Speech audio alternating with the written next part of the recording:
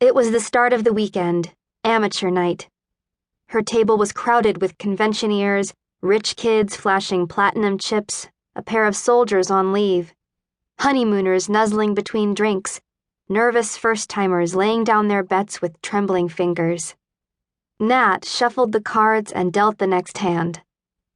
The name she used had come to her in a fragment from a dream she could not place and could not remember, but it seemed to fit. She was Nat now.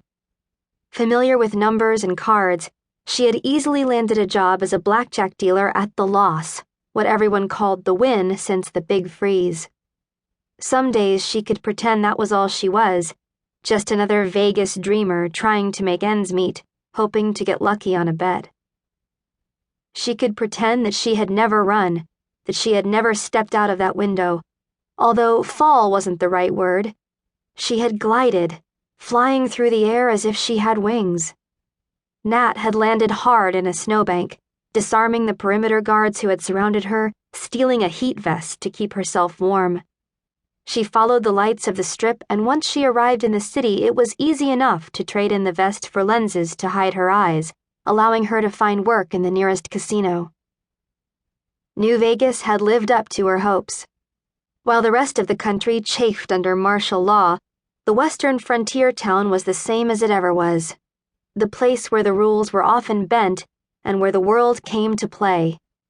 Nothing kept the crowds away, not the constant threat of violence, not the fear of the marked, not even the rumors of dark sorcery at work in the city's shadows. Since her freedom, the voice in her head was exultant, and her dreams were growing darker. Almost every day she woke to the smell of smoke and the sound of screams. Some days, the dreams were so vivid she did not know if she was sleeping or awake. Dreams of fire and ruin, the smoldering wreckage, the air thick with smoke, the blood on the walls, the sound of screams. "Hit me." Nat blinked. She had seen it so clearly. The explosion, the flashing bright white light, the black hole in the ceiling, the bodies slumped on the floor. But all around her it was business as usual. The casino hummed with noise, from the blaring pop song over the stereo, the craps dealers barking numbers as they raked in die, video poker screens beeping, slot machines ringing, players impatient for their cards. The 15-year-old bride was the one who had asked for another. "Hit me," she said again. "You've got 16, you should hold," Nat advised. "Let the house bust, dealer hits on 16, which I'm showing." "You think?" she asked with a hopeful smile. The child bride and her equally young husband, both soldiers, wouldn't see anything like the main floor of a luxury casino for a long time. Tomorrow they would ship back out to their distant patrol assignments, controlling the drones that policed the country's far-flung borders, or the seekers that roamed the forbidden wastelands. Nat nodded, flipped up the next card and showed the newlyweds an 8. Dealer busted and she paid out their winnings. "Let it ride!" the bride whooped. They would keep their chips in play to see if they could double their holdings.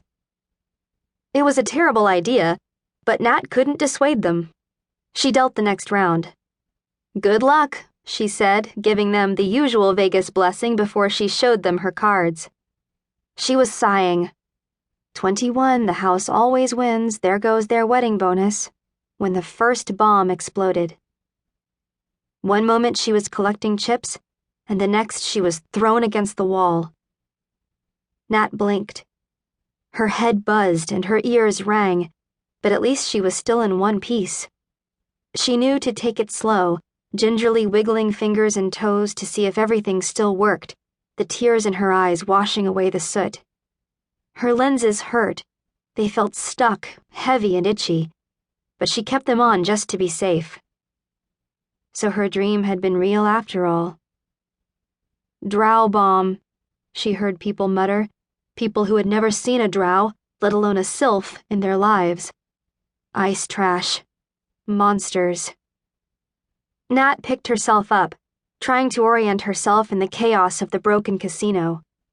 The explosion had blown a hole in the ceiling and pulverized the big plate glass windows. To keep listening to this audiobook, I've left you a link in the description so you can do it, at no cost thanks to Audible's 30-day free trial.